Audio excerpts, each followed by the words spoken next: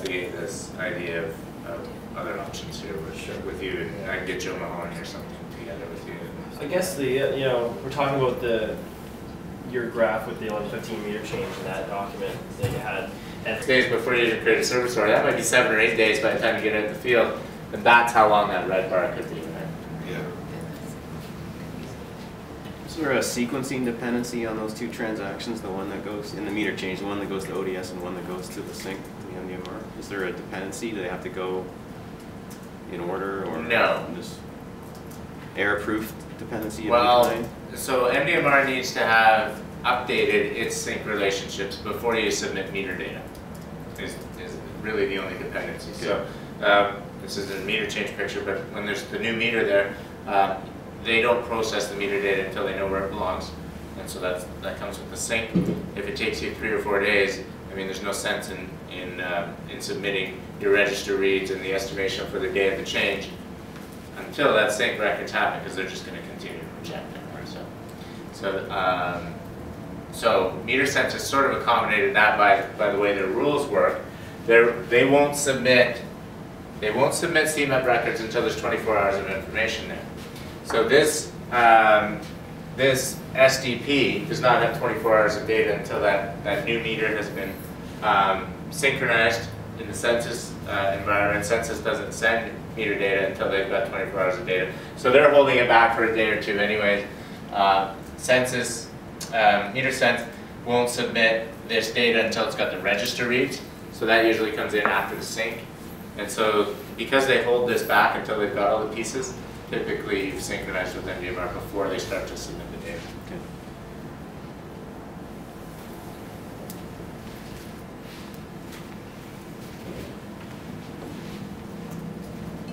just kind of mention one thing, Mike, just because we talked about this yesterday with Mark here too. I mean, I realized that in that 8-day or 5-day window that you're talking a lot of consumption if you don't properly do this. But we did discuss that in a case where you had the 11-15 change, if you were to say, listen, I'm going to cut my losses and my time of customizing and look at the fact that it maybe knows a buck or two at the most, and put all of that consumption up to 11-15 back on that last piece of the previous day, like stick it all in the midnight. So in a meter removal, take this consumption and stick it back in this previous. Yeah, give the customer the benefit of the doubt that it's off-peak power, and just keep it simple so that all your meter changes can be backed off to the previous midnight. But that would only work in the case that it's maybe 6 or 11 hours from midnight. But the 3, 4, 5, 8 day, whatever, doesn't work. Okay, so I mean, you can do lots of things, right? Like you can manipulate systems to do things like that. But when it comes down to the Measurement Canada requirements, I mean, to meet the Measurement Canada requirements, you would have to use this register reading at this midnight and just lose that data. Okay. So to kind of not break the law. Sure. I mean, because if you were using this register read, moving it back to midnight, you'd be lying about the time that it was taken. Right. And then you'd have to take those intervals and ram them into here. And Measurement Canada doesn't care about interval data. They only care about the register read. So you could do that with the interval data, but as soon as you start to change the time at which that register read was taken, you're kind of bending the rules. I would say from a public perception perspective too, you don't want to do that, because I mean there's so much sensitivity now with smart meters. As a utility, you don't want to be saying, oh, we're fudging data and we're shoving it into another bucket and all that stuff. But estimating is one thing, because estimation is based on certain. Well, it's based on the register read that was taken from the meter, right? And that's but I don't think we want to be shoving data into a different bucket on a different day. But I mean, what is the effort required to make this piece happen? I mean, if it's a crazy amount of cost and effort to make it happen, you could create your business process for the next 7 months to be that you just bill here and you lose this piece until MDMR provides you with partial day framing. Because then you don't have to worry about translating this time to midnight. When partial day framing comes along in version 7.2, maybe you enhance your business process to bill right up until the removal. And for now, you're content with the midnight previous. I mean, you could. Yeah, but I don't know if we have to do that yet. I mean, I still think we could get the register read. Sure, I mean, somehow. it's only manual, like the sync operator can do this, right? They just enter that. Yeah, even if we're doing it manually. So I don't think we're at that point yet where we got to go all the way back to the previous midnight. But if it was a stop meter, would we not? So when I go at lunchtime or whatever and customize this, and we'll review it again later, this green piece here is going to be replaced by a manual process. The sync operator will key that register read. Well, they'll key the 2 register reads in midnight at the time of the removal. This sync process here now is where SAP would take that entered information and create the sync records. Okay, so this is another tough piece. We'll manually take care of the register read, but now for a meter removal, you're translating that 11:15 time to midnight. Is that going to be an automated process? Do you use 3 different service order types? Do you have a service order type for new service, for meter removal, meter change? Yeah. Would it be possible to recognize service order type and populate time based on service order type? I think so. It doesn't sound like too difficult. Wouldn't you want to have the entry in SAP to reflect the actual time in the field and adjust the transmission to the MDMR to meet the rules of 12 o'clock? Yeah, I think so. So when we say manual entry, shouldn't we just encourage manual entry of the accurate field? Yes, data absolutely. Yeah. And then it's Okay, right? Okay, not that time is. So that's not good. It's typically, That's no yeah, good. it's a common discussion, is it midnight for any meter change? There's a date. Yeah, I can't remember how it works specifically, but I think in a change, the removed meter is today and the installed meter is tomorrow. Whatever your business process is, the day apart. So now you have to find a place to record the time. Like a meter reading has time, but that's just a read. Okay, so the premise that we'll use in the creating of the business process though is that the time will be entered as is into SAP. Based on service order type, SAP will recognize that a meter removal, when the sync relationship is created for the sync file, it will be translated at that point. So that SAP always has the record of the correct time. The rest of this process is pretty easy from here. I mean, this is just file transfer down to the downstream parties of your sync file. MDMR, ODS, and the AMI network all receive the sync file. When it comes to the Elster utility then, there's one last step there, that when that sync file lands, wherever that is for the AMI, it needs to be translated into an XML form so that it can be processed into the Elster head-end system. So this isn't necessarily a hard thing to do, it's not something that exists. But the AMR def file layouts do tell you how you can take something like an Excel file and translate that. So there are pieces in the sync file that you can use. So I think the sync file needs to feed into some kind of a translator. Yeah. And then there are pieces like the GPS coordinates and schedule set information that Elster requires that are not part of the provincial sync. So the meter number and the date of the install are certainly there, but you need to add your Elster meters to a schedule. And so you'll have like MDMR schedules already set up, and they just need to be added to this schedule. The schedule is where the gatekeepers know at what time and what meters to go out and talk to, and then the mass system knows that when it goes and talks to the gatekeeper, it should expect to hear meter data from this new meter. And so the gatekeeper, based on the schedule and the meters that it knows are out there, it goes out and talks to meters one at a time. So, I mean, some utilities I think are once the meters are installed, they're never removing them. And that saves you from having to install them. If you pull the meter out for an RMA process or something and then put it back into the field, you don't have to install it again because the meter's already known by the system. The problem with that is, and you tell me if it is a problem, is that when the gatekeepers are going out one at a time to talk to meters, if there's 100 meters that aren't out there anymore, the gatekeeper's wasting time looking for these meters, right? And so I don't think that's a great practice if you end up with hundreds of meters that the gatekeepers are looking for. But if it's only a handful and it saves you some time later when you reinstall the meter, maybe it's not such a bad thing.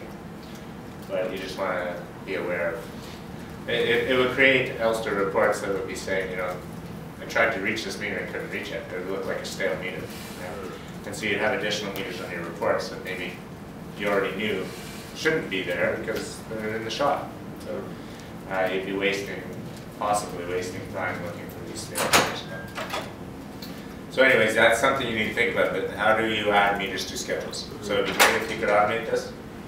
We went out to some vendors, programmers, to try and get them to build a kind of a tool, a utility that they could sell. I remember that. There's and then when it finally came time for utilities to sign up and say, yeah, we're in, and they said, well, we're not going to have so many meter changes, we'll just do it manually. We've already built something. Right? I think I remember when she set up to see if there was interest in that RFP, and I looked at it and I thought it was something we could likely do ourselves. Right. If we And could that transform seemed it to be and what- pull a little bit more data into that Yeah. as well, it's a problem. Yeah. Things like that, file transformations and things like that. Can I just take you back to that meter change, the talk we just had a second ago with time? I'm just thinking in terms of SAP. One thing that is for Mark's benefit too is that we talked about yesterday, so all the meter readings on MDMR are... It's not a bad thing to have the relationships contiguous with one another. Yeah. And it's not a bad thing to have them start up. And I say that because the ODS is taking care of the register read issue, right? They're going to subtract a minute. So, so if 11:15 is the meter removal time, that's the first point in time you can't submit reading information for a meter. So ODS would say that the removal register read happened at 11:14. The new meter install reading can happen at 11:15 or any time after because it's an inclusive start date relationship.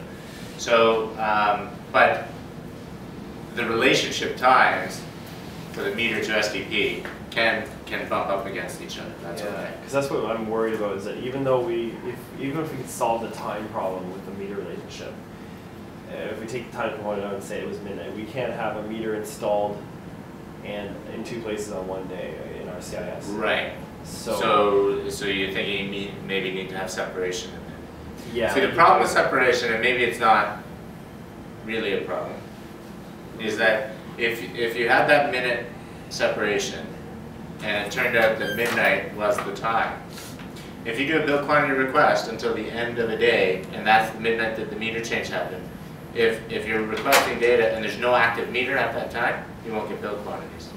And so if you have them right up against each other, then usually there's an active meter for that premise, and you can get bill quantities. But I mean, if you're not putting your meter change times at midnight, this might not be a problem.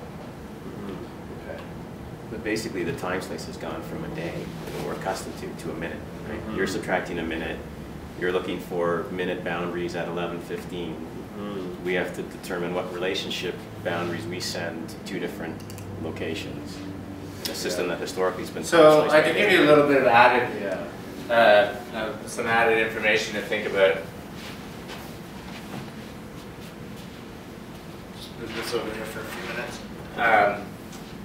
When we get to version 7.2, this is going to change again a little bit. This is MD version.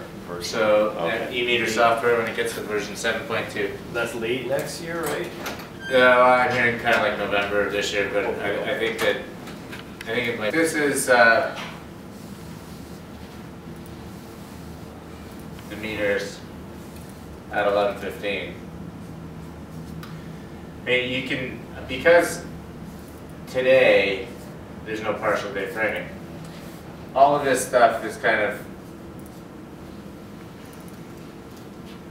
I mean, it has to. You need 24 hours of information there to build for this day, or it won't be framed.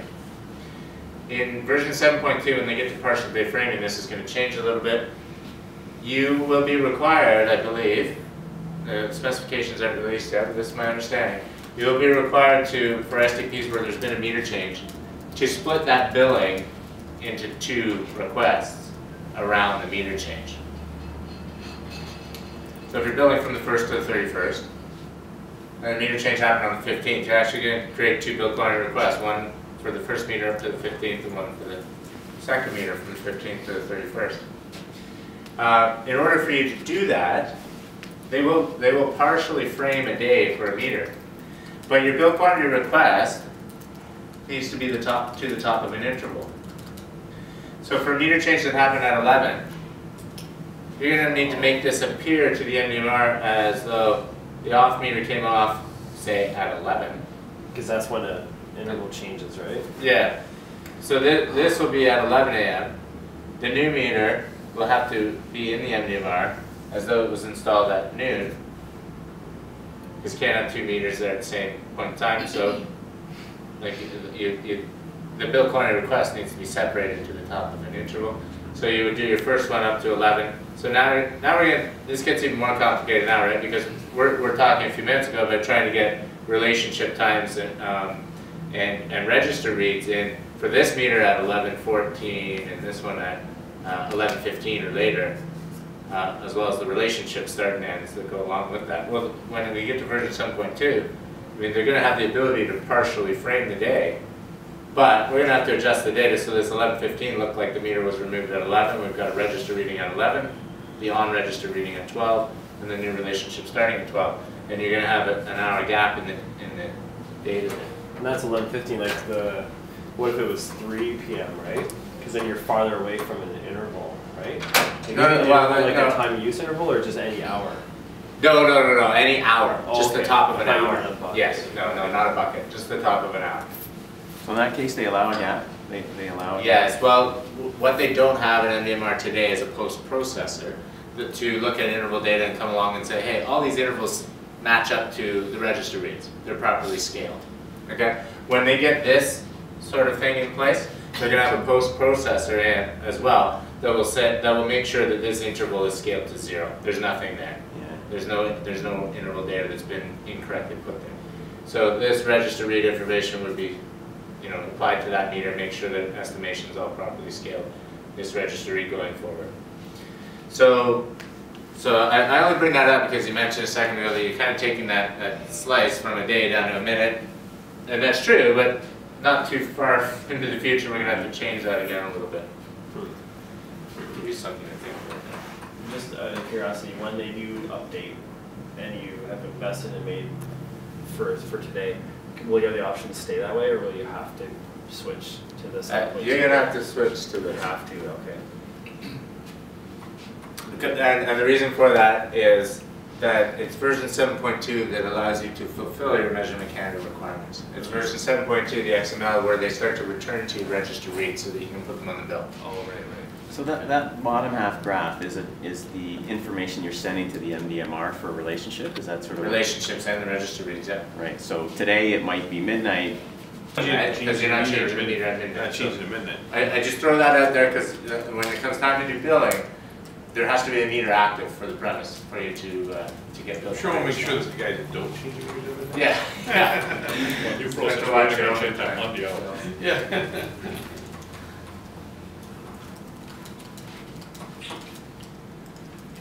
So yesterday, Jeff, I kind of mentioned that it's not a bad thing to sit down with folks like Dean Doring, who are sync experts, right? Yeah. And we can talk about how to make it work in today's environment.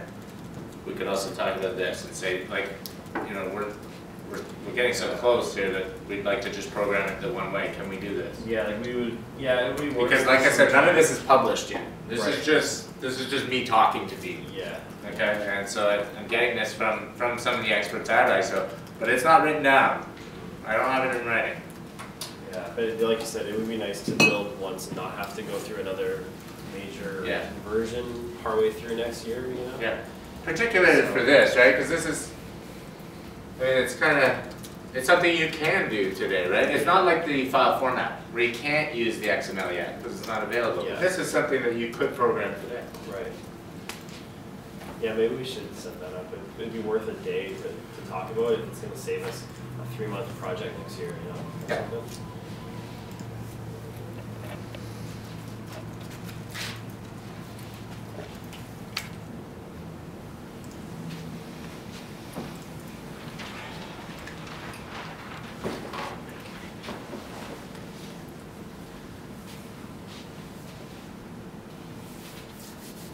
Okay, so I think that's it for the template. I think we've gone through it. We can apply that information now to different diagrams for removal, install, and change. Yeah, before we leave that, do we need to talk about how we actually get the register read, whether that's going to be Important, right? But I think now, because you kind of loosely here made the decision to populate SAP always with the right time, and then do that translation later. I think it becomes a little bit less important. But I think we have to really adhere to, if we're not gonna have the workforce management 100% automated at first, Yeah. we have to have resources available. Scenario you can here, by being as efficient as possible, getting in as quickly as possible. There's going to be less data that ODS does need to resubmit. I mean, less is better, because every time you do something, this is a failure point possibly, right? So, I mean, I think you want to strive for that. I think that primarily what we need to concentrate on today is making sure guys start writing down time. I mean, you know, because this might take some adjustment, an adjustment period for them to just get into the habit of writing down time. This is something new. So that's something you certainly want to make a change with now. And then as we move forward here, we will look at ODS starting to do these processes, and we'll make sure that they're working properly in picking up all that lost data and resubmitting it. We'll test that and that sort of thing. But you're right, Todd. You do want to strive for that. But I mean, we're not gonna bill incorrectly if it takes a day to enter a service order. No. What about the Monday at 11:15 change? It doesn't get into CIS till Friday. So you've synced now, right? You've had bad. So you've synced on Friday or Saturday. Yeah, and you've got all from between Monday when the meter change actually happened and Friday, your CMAPs have just been like. Well, the zero. CMAP from Census It's just- includes the information. So the ODS has it. So the ODS can resubmit it. But if your sync process, your provincial sync file format is the process that triggers the Ulster sync, then you've lost 5 days of register reach, right? Because it's that sync file that kicks off the process of an XML translation and then import into MAST. Yeah. You've lost 5 days of data. You've got interval data. You don't have register reads. If that interval data then contains a bunch of invalid time flags, power fails, it becomes more important to have the register reads to make sure this is properly scaled into the right buckets and things like that. Yeah, because if an outage occurs in that week for 8 hours Yep. or something, you'll never know to Where have to zero put God those, zeros in there for the customer. Well, what's the turnaround now average? Like, what's the take of if you get it in from the field the same? Yeah, 30 days, whatever that is. yeah. You've, say somewhere around here, you've sent the bill quantity request file to the MDMR Right, and I'm waiting for this bill period, and you're waiting for responses. So every meter that's in this billing cycle now is sort of in the billing process. Right. If you then get a service order that tells you the meter change happened here, you're in the billing process, but the meter change happened outside of your billing period. Are you able to enter it into the system? Because it's not impacting the data that you've asked. Yes, You are able to enter that into the system. because it's a future data meter change. Okay, so you can put this into the system, which will then create sync records. Will it create sync records while it's in? I don't see why not. Right? It should be able to create sync records while it's in the billing cycle. Future data. Well, today might be here, right? Like the meter change happened here, but you know this is 3 days later, and a meter change order came into your desk. You know the activity was a couple days ago, but you're just getting it now. Yeah.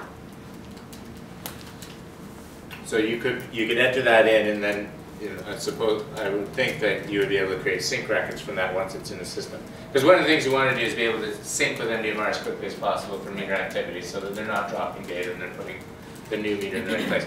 Okay, so we're sitting here today. You get this meter change. It's outside the bill period, so you can enter it in.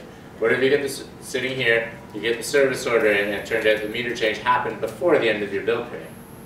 That's what I was asking. Yeah. So do you have the option to pull this meter out of billing? What we would do in a case of that today is we would have probably pushed the meter change out to just after the billing period day. That's how we would handle it. We wouldn't say that it actually got changed. If I'm already in the process of running my Today billing. you would do that. So Right. you can't do that in the future. I think I could, but I'm saying the business process right now is to push the meter Yeah. change away from the billing period, so I can push the bill out the door as opposed to have to wait Right. and hold one customer off, manage one See, customer to bill. the reason I say you Yeah. can't do that in the future is because Yeah. this meter change is going to create a billing Right. exception for you anyways. Yes. The billing data is going to have changed because of this meter change. You're going to need those register reads here for the on and the off meter and all that. This data is going to be impacted by this meter change. It's going to create you a billing exception anyways. Are you able to pull it out of the the billing cycle and then, you know, Yeah, create, year row. because what I don't think we want to do is I don't think we want to leave it in the billing cycle until you get, you know, pricing for the rest of those meters and things like that, and generate those bills, only to have to handle that exception. Because if that's 15 days later, this is 15 days of data now that's bad, because the new meter hasn't been synchronized with MDMR yet. So, like, I think you want to, if this was the day of the meter change, you want to sync that as quickly as possible. I mean, if it's taking you a couple of days to get the paperwork in, I mean, that's acceptable because that's business process, but you don't want to then consciously make the decision to wait another 15 days just because it's still in the billing process, right? So Jeff, today when you, like historically in SAP, if you wanted to do a backdated meter exchange, it'd force you to reverse billing and time slice correctly. But now with the request response piece, are there validations today that say, hey, I've already sent a request for this bill period, even though you haven't billed it? Like are there any equivalent types of checks, even though you don't have a billing document that blocks the period? There's nothing like that. Not that I know of. Other but than the there- MR order that would be out there, right, with the billing trigger, and that would be the only thing that Yeah, I stopped. mean, you could, nothing would stop you from going, in SAP today, nothing would stop you from going and reversing with the periodic read No. request, like the open read. And while there's a request out there to get that data, like the billing request, so that is a problem. You know, how do you get the service order information into CIS if the meter's in billing?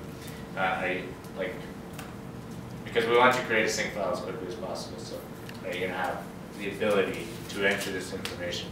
Some CIS systems give users different ways of entering meter changes, like a utility or a module as part of CIS where you can enter meter change information which creates sync records but doesn't post to the account until the meter comes out of billing. Okay, so they've accommodated this requirement to tell MDMR about meter changes, but they're working with CIS the way it works kind of thing to wait for meters to come out of billing before they post to the account. So, I mean, that's a solution that I've seen. Kind of goes hand in hand with one of the things we talked about yesterday, giving a user the ability to manipulate sync records. Sort of goes hand in hand with that.